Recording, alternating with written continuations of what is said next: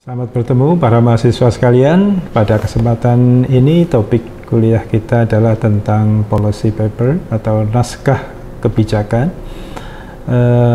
Satu langkah yang penting di dalam kerangka membuat kebijakan publik yang baik itu didahului oleh adanya satu draft kebijakan yang melalui proses secara akademik dan selektif di dalam pengumpulan data untuk mendukung kebijakan yang dibuat tersebut.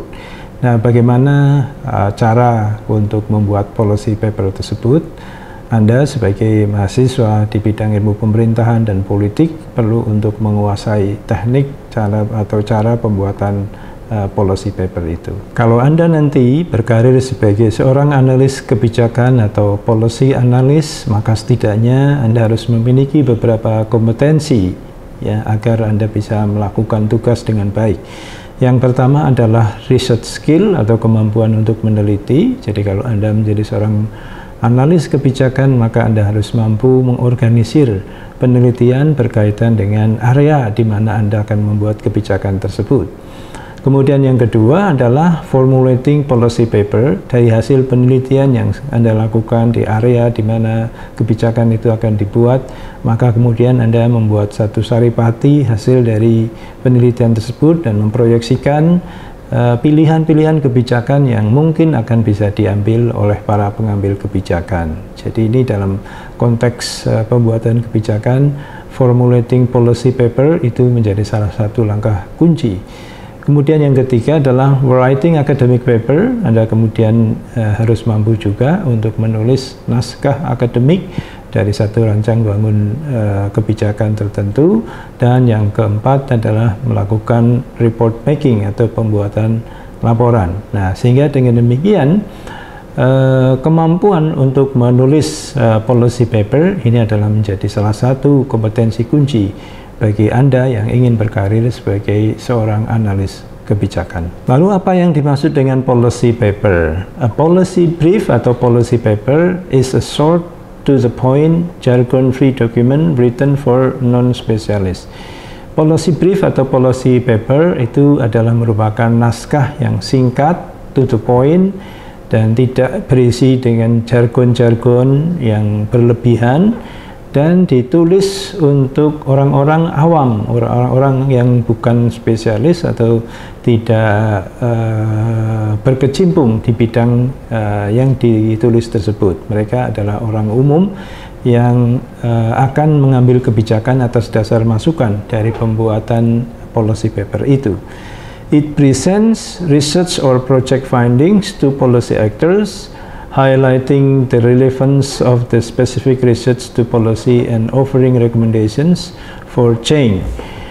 Di dalam policy paper tersebut dipersembahkan temuan-temuan di dalam proyek penelitian yang dilakukan kepada policy actors, para pengambil kebijakan publik, para pengambil keputusan, dan meng-highlight ya, hal-hal yang relevan dan spesifik, riset spesifik atau penelitian spesifik yang dilakukan itu sedemikian rupa sehingga kemudian bisa merekomendasi atau memberikan opsi bagi pengambilan keputusan tertentu dan juga rekomendasi untuk melakukan perubahan-perubahan yang dibutuhkan. Nah, di dalam konteks policy paper itu juga ada istilah white papers. White papers are often used as marketing or sales tool where the product is pitched to the solution to a perceived need within particular market. White paper itu adalah naskah putih ya, atau buku putih yang biasanya itu disediakan atau dibuat oleh lembaga-lembaga think tank ketika mereka menawarkan ya solusi kepada mereka yang membutuhkan dalam certain circumstances, pada para pengambil keputusan, termasuk juga di dalam konteks itu bisa jadi adalah lembaga perusahaan atau juga lembaga non-profit. In the world of policy, white papers guide decision makers with expert opinions, recommendations, and analytical research.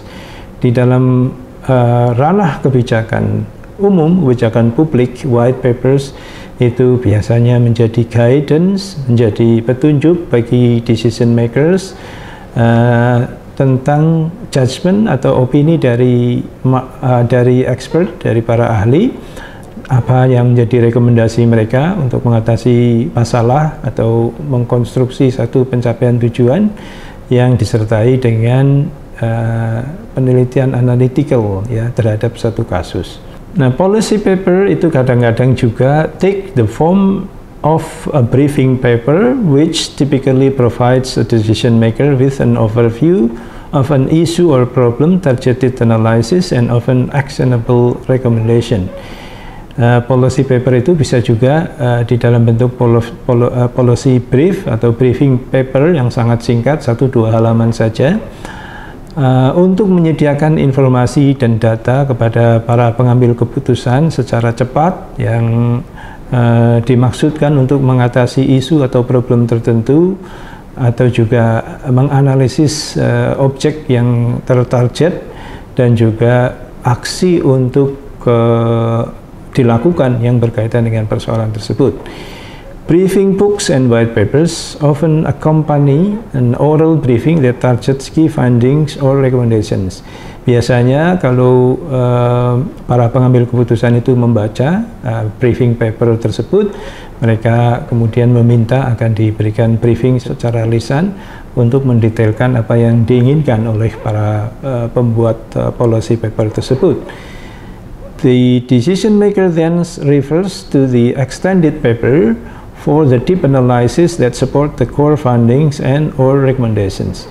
Kemudian dari proses tersebut biasanya para pengambil keputusan itu meminta akan ada analisis yang lebih dalam dan ada extended paper atau tulisan lanjutan terkait dengan masalah yang dibahas tadi, dan kemudian memperkuat detail rekomendasi atau juga solusi yang ditawarkan oleh para pembuat policy paper itu. Ada alasan-alasan mengapa policy paper itu adalah merupakan hal yang penting dalam proses pembuatan kebijakan. Yang pertama adalah policy actors are busy and do not have time to read full-length academic papers.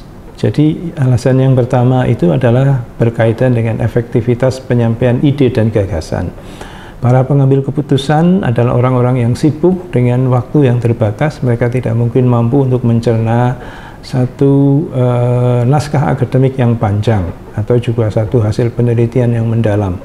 Mereka di awal engagement itu hanya perlu briefing yang sifatnya pendek dan cepat, sehingga kemudian policy paper itu harus dibuat di dalam bentuk saripati dari satu hasil kajian dan juga fokus untuk memberikan ide, gagasan, rekomendasi yang cepat. Those policy briefs are an effective way of bringing important research to the attention of policy actors because they can be read in short amount of time. Dengan demikian, yang namanya policy brief atau policy paper itu memungkinkan penyampaian gagasan secara cepat dan efektif, dan membawa para pengambil kebijakan untuk memberikan perhatian kepada masalah-masalah yang sedang berkembang atau membutuhkan penanganan segera, misalnya berkaitan dengan disrupsi di bidang ekonomi, mungkin ya bencana alam, atau juga terjadinya krisis di bidang kesehatan dan seterusnya, yang itu harus segera ditangani dan harus diinformasikan secara cepat apa-apa yang sedang berkembang dan terjadi, supaya ketika nantinya pengambilan keputusan dilakukan itu didasarkan kepada pertimbangan dan data yang reliable. Kemudian yang ketiga, policy briefs have the potential to reach large audiences through different networks because of their condensed format. Policy brief itu juga memungkinkan untuk disebar secara cepat ke audiens yang luas, karena hanya informasi yang simple saja, dan kemudian banyak orang akan bisa memiliki satu konsepsi pemahaman yang sama terkait dengan persoalan yang diangkat di dalam policy brief tersebut. Kemudian yang keempat, making research findings easily digestible increases the likelihood of research being read and acted upon. Ini juga memungkinkan hasil-hasil penelitian itu bisa cepat ditelan oleh banyak orang dan memungkinkan mereka kemudian mengadopsi hasil penelitian itu menjadi aksi bersama. Lalu apa yang menjadi kriteria dari policy paper? Yang pertama, address at a non-academic audience, such as particular official, agency, or organization. Policy paper lagi-lagi bukan ditujukan untuk expert, tetapi ditujukan untuk masyarakat umum yang tidak begitu mengetahui secara ekspertis di bidang itu.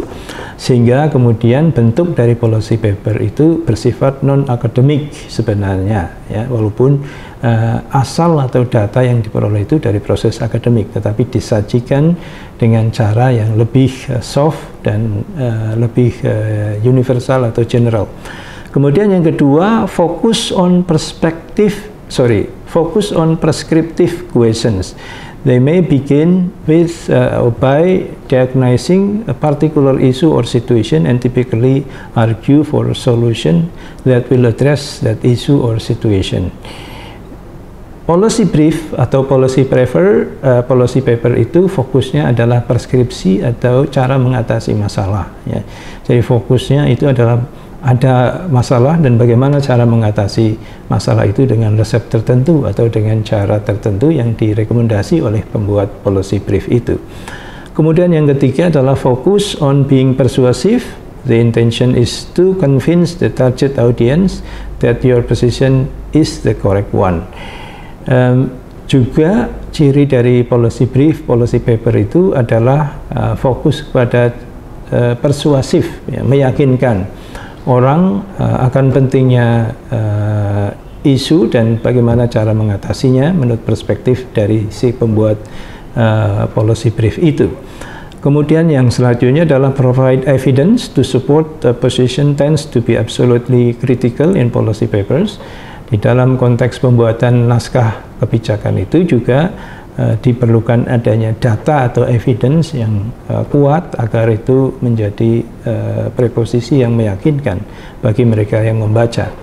Lalu kemudian written efficiently, as the audience often does not have much time and does not want to read a book or subject, sehingga kita juga perlu untuk menulis policy paper itu secara efisien. Artinya tidak berpanjang-panjang, tidak terlalu bulat, tidak terlalu berputar-putar, strike to the point secara singkat dan padat sehingga kemudian cepat bisa dimengerti apa yang diinginkan oleh si pembuat policy paper tersebut. Lalu apa yang menjadi konten atau isi dari policy paper itu menyangkut beberapa hal. Yang pertama adalah define the problem or issue. Secara singkat harus di briefing tentang apa yang menjadi masalah atau isu yang ingin diangkat. Kemudian yang kedua adalah analyze, do not merely present the data, harus ada analisis terhadap data-data yang tersedia di dalam tulisan itu.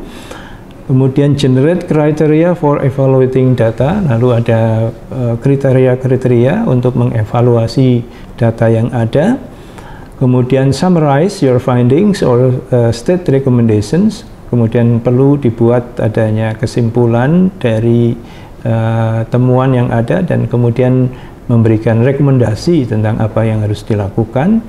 If you are producing recommendations, develop a theory of change and analyze the options and trade-offs according to your methodology and assess their feasibility.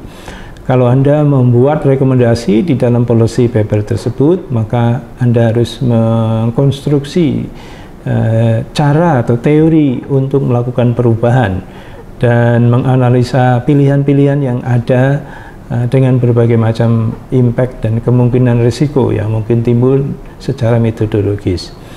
Kemudian yang selanjutnya, address and when appropriate rebut, counter argument, dan seterusnya yang bisa menjadi alternative interpretation and reservations to your findings or recommendations. Anda juga perlu untuk melakukan counter argument atau membandingkan satu pilihan dengan pilihan yang lain beserta benefit dan resikonya agar tergambar mana di antara opsi yang ada itu yang terbaik untuk bisa diambil sebagai keputusan. Suggest next step and implications of the findings or recommendations, lalu juga perlu dibuat milestone, langkah-langkah yang harus dijadikan follow up di dalam mengatasi masalah tersebut. Dan yang terakhir adalah distill the conclusions succinctly in a concluding section and remind the decision maker of the big picture, the overall goal, and the necessity of the investigation or of the urgency for action. Lalu kemudian membuat satu kesimpulan yang mengemphasize tentang apa yang menjadi urgensi dari masalah tersebut sedemikian rupa sehingga para pengambil keputusan itu memiliki big picture, memiliki cara pandang yang komprehensif tentang masalah yang akan diatasi itu. Nah, Anda juga perlu belajar secara efektif dan efisien bagaimana cara untuk menulis policy paper ini, sebab ini diperlukan satu keahlian atau skill yang berbeda dengan misalnya menulis novel, menulis fiksi, menulis laporan, menulis riset, dan seterusnya. Sedemikian rupa Anda harus menguasai trik dan tipsnya. Langkah yang pertama yang harus Anda kuasai adalah planning and understanding your audience. Anda harus mengetahui bagaimana merencanakan langkah yang Anda lakukan berdasarkan kepada pemahaman Anda terhadap target audience yang ingin Anda tuju di dalam presentasi paper Anda itu. Di dalam konteks ini, Anda perlu untuk mengetahui the aim of my policy brief, tujuan dari mengapa Anda mempresentasikan paper Anda itu. The aim of policy brief can range from changing policy to raising awareness of issue. Maksud dari pembuatan policy brief itu bisa bervariasi mulai dari merubah kebijakan existing atau juga raising awareness, meningkatkan kesadaran para pengambil kebijakan terhadap permasalahan atau isu tertentu. Misalnya apakah itu kemacetan lalu lintas, polusi, pandemi, kemiskinan, atau juga kebudayaan, dan seterusnya. The aim will determine who the correct policy actors to target are. Tujuan dari policy paper yang dibuat itu akan mendeterminasi secara benar siapa yang akan Anda target untuk membaca policy brief Anda. Figuring out who to target will shape everything from your choice of language to whether or not you present preferred policy options.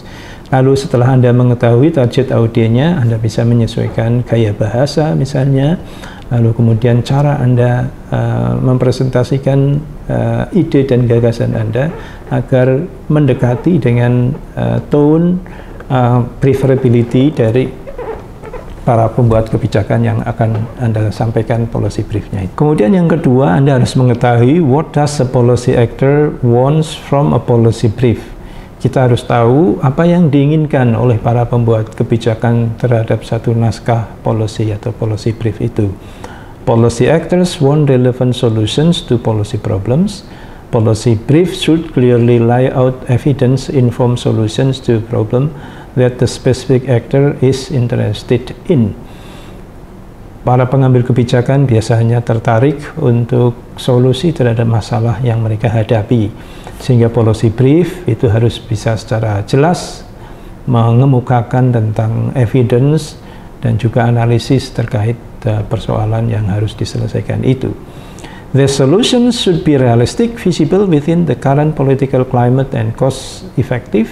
Solusi yang ditawarkan itu harus realistik tentu saja, visible, bisa diambil untuk dijadikan pegangan, yang disesuaikan dengan kondisi politik yang ada, dan juga secara anggaran itu harus sounds effective, ya, secara anggaran itu tidak berlebih-lebihan.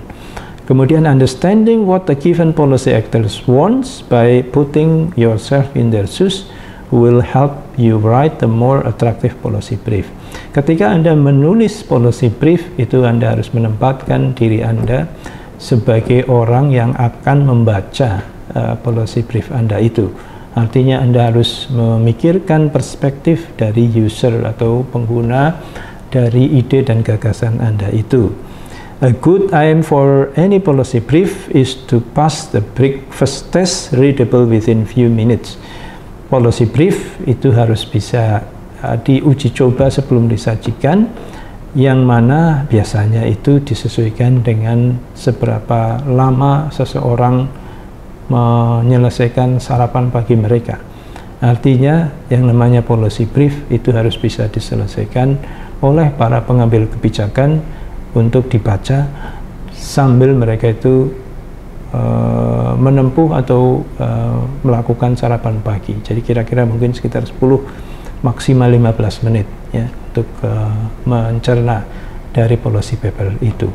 Nah, kemudian pada step yang kedua Anda harus berlatih writing a policy brief. Anda harus mulai berkali-kali ya mencoba menyusun kalimat-kalimat, menguji coba bagaimana kalimat yang Anda susun itu bisa diserap oleh orang lain secara cepat dan seterusnya. Nah, format dari policy brief should be logical and easy to follow. Harus di dalam satu konstruksi yang logis dan mudah untuk diikuti, dan paling tidak terdiri dari title, keep it snappy, short and informative. Title itu harus dibuat satu kata-kata atau kalimat yang sangat bringing attention ya, membuat orang menjadi sangat tertarik. Lalu ada executive summary singkat tentang mungkin barangkali sekitar maksimal 10 kalimat atau 2-3 sentences, bahkan cukup 2 atau 3 kalimat tentang apa yang ingin Anda sampaikan di dalam policy brief itu. Lalu kemudian ada introduction and summary of the problem, explain the policy issue and why it is particularly important or current, put the research into context. Introduction biasanya berisi pada kalimat-kalimat yang menjelaskan policy issue dan apa pentingnya isu itu untuk diangkat. Kemudian selanjutnya adalah berisi method, approaches, and result or body of the presentation. Metode, pendekatan, dan penjelasan dari hasil analisis yang dilakukan dalam riset atau juga documentary analysis ya, yang menyajikan gagasan inti dari apa yang ingin disampaikan. Kemudian dilanjut dengan conclusions atau recommendation yang berisi reinforce the key message to take away from policy brief, menyaring, mensaripatikan apa yang ingin disampaikan beserta kalimat-kalimat penekanan yang penting untuk selalu diingat atau diresonansikan oleh pembaca policy brief Anda. Lalu kemudian berikan policy recommendations, try and make only one visible policy recommendations. But if you are making more than one recommendation, differentiate them clearly di dalam satu bullet points dan keep it to 3 maximum. Recommendation sebaiknya hanya 1. Kalau lebih dari 1 harus jelas beda di antara rekomendasi 1 dengan rekomendasi yang lain. Tapi maksimal itu hanya 3 saja policy recommendation-nya. Dan kemudian yang terakhir itu adalah references and suggested resources. Referensi atau daftar pustaka dan mungkin bacaan lebih lanjut yang harus diperdalam seandainya mereka yang membaca policy brief Anda itu tertarik untuk memfollow up-nya. Di dunia internasional ada beberapa lembaga think tank yang terkenal suka atau sering memproduksi policy paper untuk berbagai macam kepentingan dan audiens. Misalnya adalah Peterson Institute for International Economics membuat policy briefs itu hampir setiap minggu. Lalu UC Berkeley Goldman School of Public Policy membuat working paper series, ini juga diproduksi dalam satu periodical tertentu. Many articles appears in the Journal of Foreign Affairs, itu juga di Journal Foreign Affairs. Itu biasanya juga memberikan policy brief di bidang hubungan luar negeri bagi Amerika Serikat. Lalu Oxfam International itu juga memproduksi policy and research sebagai policy brief. Anda bisa mencari tahu masing-masing institusi ini dan contoh-contoh dari policy brief yang mereka hasilkan, sehingga Anda punya gambaran tentang bagaimana format dan cara mereka menyusun policy brief itu. Begitu bentuk pertemuan kita pada kesempatan kali ini, mudah-mudahan memberikan manfaat bagi Anda semua, dan mudah-mudahan Anda bisa juga menjadi seorang policy analis yang handal, bisa menyajikan draft kebijakan secara baik, dan membuat Anda dikenal secara reputable sebagai seorang peneliti yang mampu untuk mengangkat penelitian Anda menjadi offering policy yang diambil oleh para pengambil kebijakan di negara kita. Sampai bertemu di lain kesempatan. Assalamualaikum warahmatullahi wabarakatuh.